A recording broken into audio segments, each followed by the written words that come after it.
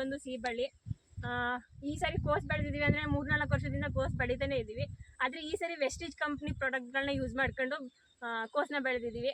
ಏನೇನು ಬಳಸಿದ್ದೀವಿ ಅಂತಂದರೆ, ಉಳುಮೆ ಮಾಡಬೇಕಾದ್ರೆ ಅಗ್ರಿ ಆಕ್ವಾಜಲ್ಲು ಮತ್ತು ಗ್ರ್ಯಾನ್ಯುವಲ್ಸ್ ಅಂತ ಬರುತ್ತೆ.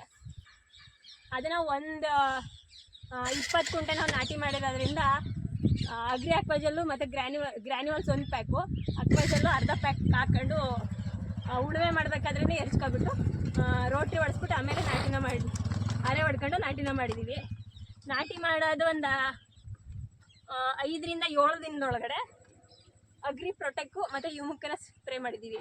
ಇದು ಬೆಂಕಿ ರೋಗ ಆ ಥರದ್ದೆಲ್ಲ ಕಂಟ್ರೋಲ್ ಮಾಡುತ್ತೆ ಮತ್ತು ಗಿಡ ಹಸಿರಾಗಿರೋಕ್ಕೆ, ಗಿಡ ಡೆವಲಪ್ಮೆಂಟಿಗೆ ಇದು ಮಾಡುತ್ತೆ. ನಾವು ಮೇಲು ಗೊಬ್ಬರಗಳನ್ನ ಕೊಡ್ತೀವಲ್ಲ, ಅದ್ರ ಬದಲಿಗೆ ಯುಮಿಕ್ ಅಂತ ಬರುತ್ತೆ. ಇದನ್ನು ಸ್ಪ್ರೇ ಮಾಡೋದ್ರಿಂದ ಗಿಡ ಬೇಗ ಡೆವಲಪ್ಮೆಂಟ್ ಆಗುತ್ತೆ.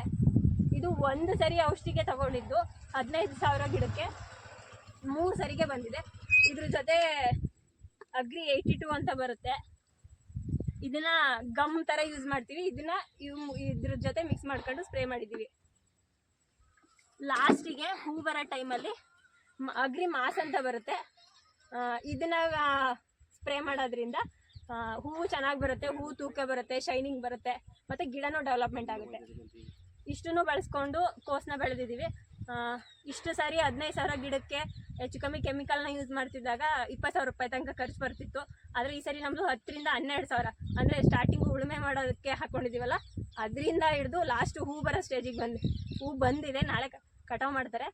ಅಲ್ಲಿವರೆಗೂ 12,000 ರೂಪಾಯಿ ಅಷ್ಟೇ ಖರ್ಚಾಗಿರೋದು ಔಷಧಿಯಿಂದ, ಗೊಬ್ಬರದಿಂದ. ಇದನ್ನು ಬಳಸ್ಕೊಳ್ಳೋದ್ರಿಂದ ವೆಸ್ಟೀಜ್ ಕಂಪ್ನಿ ಅಗ್ರಿಕಲ್ಚರ್ ಪ್ರಾಡಕ್ಟ್ನ ಬಳಸ್ಕೊಳ್ಳೋದ್ರಿಂದ ರೈತರಿಗೆ ಹೆಚ್ಚು ಕಮ್ಮಿ 30ರಿಂದ 40% ಉಳಿತಾಯ ಆಗುತ್ತೆ ಮತ್ತು ಭೂಮಿನೂ ಅಷ್ಟೇ ಫಲವತ್ತತೆ ಆಗಿರುತ್ತೆ. ಬೇಕಿದ್ರೆ ನೀವು ಹೊಲಗಳೆಲ್ಲ ನೋಡ್ಬೋದು, ಕೋಸ್ನ ನೋಡ್ಬೋದು.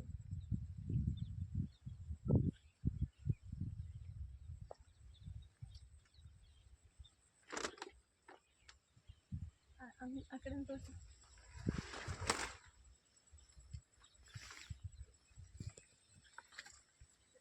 ಇಷ್ಟು ಸರಿ ಅಗ್ರಿ ಆಕ್ವಾಜಲ್ನ ಹಾಕ್ತಾನೆ ಬೆಳಿತಿದ್ವಿ. ಆಗೇನಾಗ್ತಿತ್ತು ಅಂತಂದರೆ, ಮಳೆ ಜಾಸ್ತಿ ಆದಾಗ ಎಲೆ ಎಲ್ಲ ಅಂಡಿ ಕೆಳಗಡೆಯಿಂದನೇ ತಳದಿಂದನೇ ಕೊಳ್ಕೊಂಬಂದ್ಬಿಡ್ತಿತ್ತು.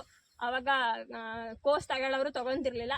ಈ ಸರಿ ಅಗ್ರಿ ಆಕ್ವಾಜಲ್ ಬಳಸಿರೋದ್ರಿಂದ ಎಲೆ ಉದ್ರೋದು ಕಡಿಮೆ ಆಗೈತೆ, ಕೊಳೆಯೋದು ಕಡಿಮೆ ಆಗೈತೆ. ಆರಾಮಾಗಿ ಎಲ್ಲ ಬೆಳೆಗಳಿಗೂ ಬಳಸ್ಬೋದು, ಕೋಸಿಗೆ ಒಂದಕ್ಕೆ ಅಲ್ಲ. ಬಳಸೋದ್ರಿಂದ ರೈತರಿಗೆ 40% ಉಳಿತಾಯ ಆಗುತ್ತೆ. Thank you.